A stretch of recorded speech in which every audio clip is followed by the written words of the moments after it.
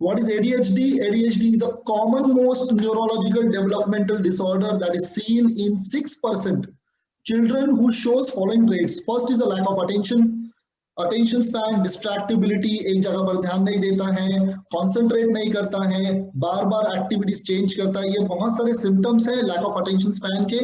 मैं ज्यादा इसमें नहीं पढ़ूंगा क्योंकि आप सबको ADHD क्या है ये पता है, मैं ऐसे ही मान के चलूंगा. दूसरा है हाइपर एक्टिविटी, चाइल्ड एक जगह पर नहीं बैठता है, चाइल्ड अति चंचल होता है, चाइल्ड बहुत बार एक्सीडेंटल बिहेवियर दिखाता है, एग्रेशन दिखाता है, child throws the things, destructive ability comes into the hyper activity. And impulsivity is something like doing things without thinking about it, और इम्पल्सिव लैक ऑफ पेशेंस जिसको बोला जाता है, तो ये है impulsivity. So ADHD is a neurological disorder है, ये डेवलपमेंटल डिसऑर्डर है, ये एकेडमिक डिसऑर्डर नहीं है.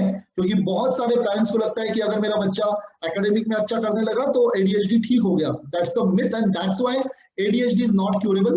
And that's why I felt personally this lecture is very important for all those parents who are facing or dealing with ADHD at home. So poor attention span, hyperactivity and impulsivity, these are the 3 symptoms. ये 3 symptoms के ऊपर ADHD के अलग अलग प्रकार होते हैं. First of all पहला प्रकार है, first thing is attention deficit type of ADHD, जिसको हम लोग ADD कहेंगे. दूसरा hyper activity type of ADHD, और तीसरा impulsivity type of ADHD. So this are the 3 traits. So पहला ADHD का प्रकार है lack of attention type of ADHD, दूसरा प्रकार है लैक ऑफ और presence of hyper activity predominant ADHD, और तीसरा है इम्पल्सिविटी प्रीडोमिनेंट ADHD, और चौथा है mixed. All 3 things can be seen together in a child. So this is about ADHD. Common complaints हम लोग ADHD में हमारे पास जब आते हैं बच्चों के, तो वो है चाइल्ड एक जगह पर बैठता नहीं है, लैक ऑफ अटेंशन होता है, कोई भी एक्टिविटी कंप्लीट नहीं करता है, फॉरगेटफुलनेस का जो सिखाया था वो आज भूल जाता है, डी लर्निंग का रेशो लर्निंग के रेशो से ज्यादा होता है, डिसऑर्गेनाइज्ड होता है, बहुत अपनी चीजें भूल जाता है, अपनी चीजें अस्ताव्यस्त रखता है, अपने टाइम स्केड्यूल के अनुसार नहीं चलता, या बहुत सारी चीजें अपने डेली लिविंग टास्क में वो बहुत बार डिसऑर्गेनाइज्ड रहता है. Repeated complaints from the school about study and behaviours. School में जब बैठा है तो कॉपी नहीं करता है, या कंप्लीट नहीं होते बुक्स, या मिस्चीवियसनेस बिहेवियर दिखाता है, एक जगह पर ध्यान नहीं देता है, दूसरे बच्चों का अटेंशन लेने की कोशिश करता है, हाइपर एक्टिविटी करता है, अपने सीट पर नहीं बैठता है, बिना सोचे अपना हाथ ऊपर करता है और आंसर देने की कोशिश करता है जहां पर वो पूरा सवाल ठीक से समझ भी नहीं पाता है. तो ऐसे बहुत सारे जब कंप्लेंट्स स्कूल से आते हैं. देन डिस्ट्रक्टिव और ओवर एक्सप्लोरेटिव, बच्चा खिलौना जब देता है तो वो खिलौने को तोड़ने की कोशिश करता है. ओवर एक्सप्लोरेटिव यानी कि कहीं पर चढ़ के भी वहां पर क्या रखा है वो डेंजरसली देखने की कोशिश करता है, ओवर एडवेंचरस होता है. देन फियरलेस एटीट्यूड होता है, वो रोड पे बिना सोचे समझे भागता है, या उसको एक जो फियर और डेंजर और सेफ्टी का जो एक अवेयरनेस होना चाहिए वो अवेयरनेस बच्चों में नहीं होता है. And act without thinking, that is called as impulsivity. और लैक ऑफ पेशेंस, वो रुकता नहीं है, 2 लोग अगर बात कर रहे हैं तो उनके बीच में ही आके इंट्रूड करता है, या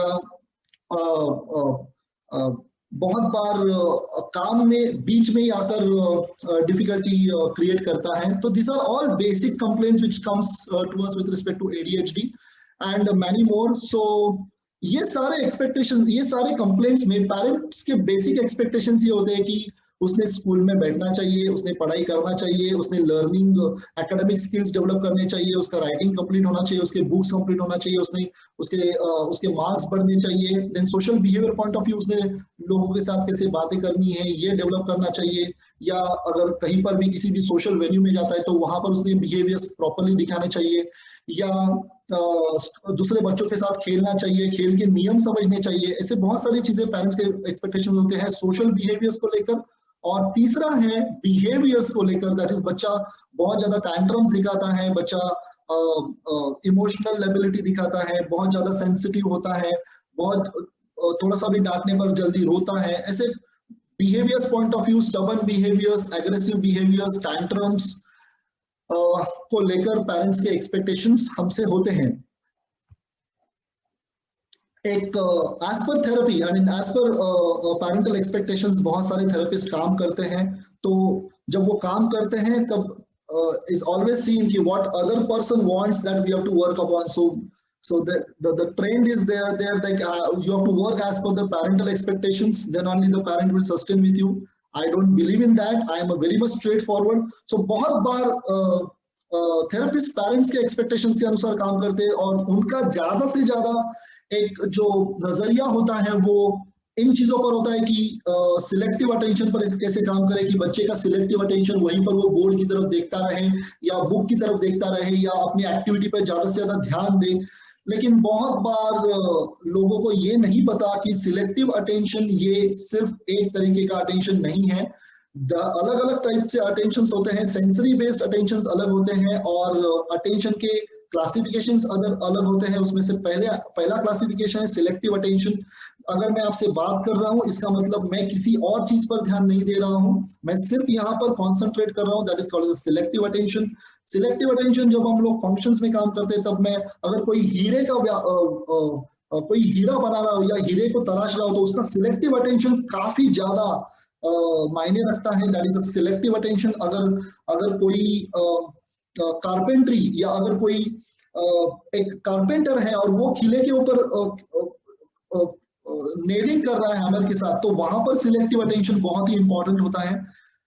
तो this is about selective attention. Second type of attention is divided attention, जहां पर अगर मैं ड्राइविंग करता हूँ, ड्राइविंग जब मैं कर रहा हूं तो मेरा नजर वो गाड़ी के साथ भी होता है और उसी वक्त मेरी नजर वो साइड पे खड़े हुए इंसान पर भी होती है, बच्चे पर भी होती है कि शायद वो इंसान जाके रोड क्रॉस करना शुरू करे या ना करे, उसके अनुसार मैं ड्राइविंग करता हूं। तो मेरा नजर सिर्फ सिलेक्टिवली सामने वाले की गाड़ी पर नहीं होता है लेकिन आजू बाजू के लोगों पर भी होना चाहिए, उसको हम लोग डिवाइडेड अटेंशन कहेंगे। बहुत सारे गृहिणी है, बहुत सारे मम्मीज जब खाना बनाते हैं, आप खाना बनाते हो तभी बहुत बार आप दाल बना रहे हो और साइड बाय साइड आपका ध्यान ये भी होता है कि बातोला का गैस बड़ा है छोटा है और वो गैस को आप कम कर देते हो। So this is called the divided attention. और उसी वक्त आप ये भी देखते हो कि बच्चा पढ़ाई कर रहा है कि नहीं, that is called as a divided attention. And तीसरा अटेंशन है अल्टरनेटिव अटेंशन, की एक ही वक्त मैं दो अलग अलग काम कर रहा हूं जिसमें दोनों काम का एक दूसरे के साथ कुछ भी मेल नहीं रहता है। फॉर एग्जाम्पल मैं गाड़ी चला रहा हूं और मेरा काम है वहां पर ड्राइविंग और at the same time I am talking with my co consultant about a child's behaviour, so that is alternative attention.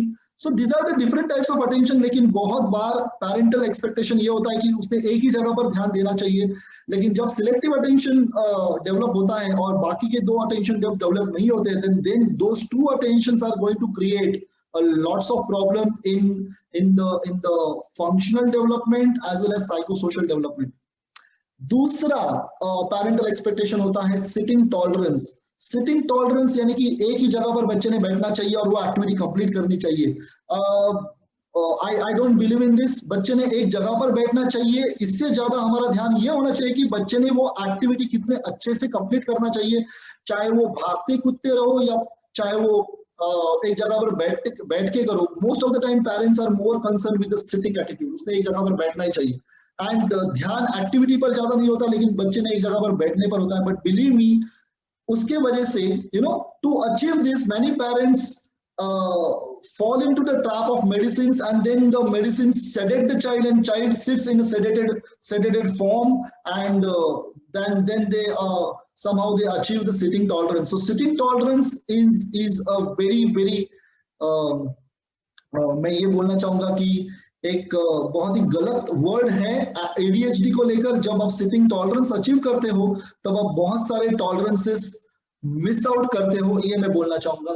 तीसरी चीज है academic compliance. Most of the time ADHD के जो लक्षण है ये स्कूल से आते हैं, तो हमें लगता है कि जब ये स्कूल में उसने अच्छा नहीं कर रहा है इसलिए ADHD है, इसलिए हम लोगों को ADHD पर काम करना है। उसके बाद ADHD पर जब वो थेरेपी करता है, बच्चा एक जगह पर बैठना शुरू करता है, बच्चा पढ़ाई में ध्यान देना शुरू करता है, and then we stop it and because we feel the ADHD is gone. क्योंकि हमारे मन में एक बिलीफ होता है कि ADHD सिर्फ एकेडमिक्स में ही बाधा लाता है, लेकिन ऐसा नहीं है। ADHD is not academic problem, ADHD is a developmental disorder.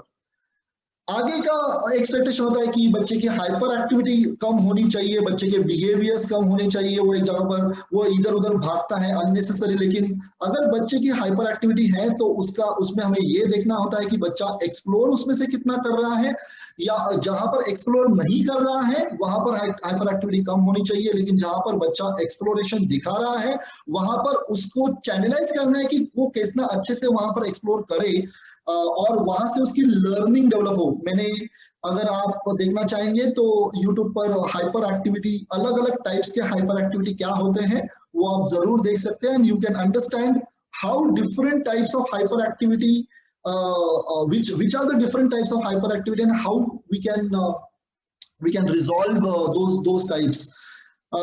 So this is लेकिन बहुत बार पेरेंट्स का एक बिलीफ होता है कि हाइपर एक्टिविटी को कम करना है। अगर उसेन बोल्ट की हाइपर एक्टिविटी अगर कम की होती तो शायद वो दुनिया का तेज रनर नहीं होता। तो यहाँ पर दो चीजें हैं, बच्चा हाइपर एक्टिविटी में है या बच्चा लेकिन हाइपर एक्टिविटी में होकर अगर वो लर्न कर रहा है तो उसको हाइपर एक्टिविटी नहीं कहेंगे, हम लोग उसको ओवर एक्सप्लोरेशन कहेंगे। और इसका जो असेसमेंट है वो थेरेपिस्ट बहुत अच्छे से कर सकता है और थेरेपिस्ट ने करना ही चाहिए, rather than seeing looking at child's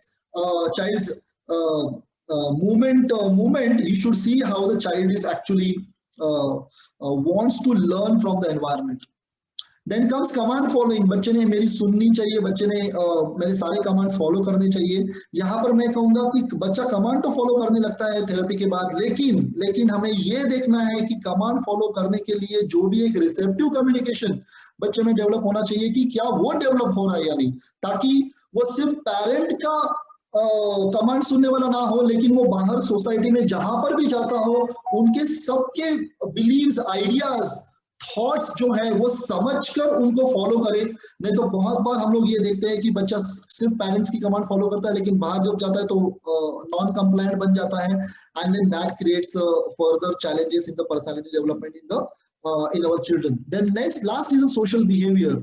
yes, therapy जब होती है तो वो 4 दीवारी में होती है, थेरेपी सेंटर में होती है, या तो घर में पेरेंट फॉलो करता है। लेकिन थेरेपी का जो एक होम प्रोटोकॉल होता है या थेरेपी का जो एक आउटकम होता है वो हमें जज करना होता है कि वो बच्चा 4 दीवारी में नहीं लेकिन बाहर जाके जब वो सोसाइटी में रहता है, जब वो दूसरे लोगों के सामने रहता है, अपने पीयर ग्रुप में रहता है, तब वो कैसे फॉलो करता है वहां पर अपने स्किल्स, अपनी एबिलिटीज या अपनी डेवलपमेंटल जो भी उसने डेवलप किया है वो चीजों को वो कैसे वहां पर फॉलो करता है। तो social behaviour is something like not just related to the 4 walls, but it is related to the any environment, any given environment, how the child is behaving, ये बहुत ज्यादा मायने रखता है। So therapy definitely should happen as per the parental expectations rather than expectations. Therapy should happen as per the parenting challenges. At the same time, understanding the ADHD as a developmental disorder and where all the developmental aspects में वो ADHD बाद में जाके child को खतरा बन सकता है या चाइल्ड के पर्सनालिटी को इन्वेड कर सकता है, ये हमें देखना होता है। तो बहुत बार एक्सपेक्टेशंस थेरेपी को बहुत छोटा कर देते हैं और फिर बाद में जाके ये पर्सनालिटी को इशू करते हैं। तो I discussed selective attention is not the only attention in our abilities. Second is a sitting tolerance is a wrong word. We should say activity compliance, whether the child is completing his activity or not. Academic compliance, reduced hyperactivity, yes, लेकिन hyperactivity में ये देखना जरूर होता है कि वो कितना exploration है और कितना hyperkinetic है। मैं फिर से रिपीट करता हूँ, अगर आपको हाइपर एक्टिविटी के बारे में ज्यादा जानना है तो definitely you can search for the YouTube videos. Over there I have nicely explained what are the different types of hyperactivity and the reasons behind it.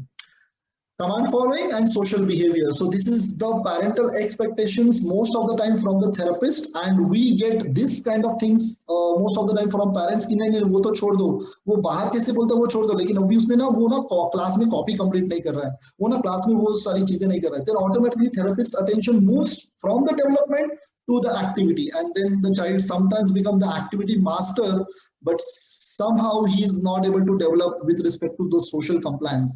as expected from a typically developing child.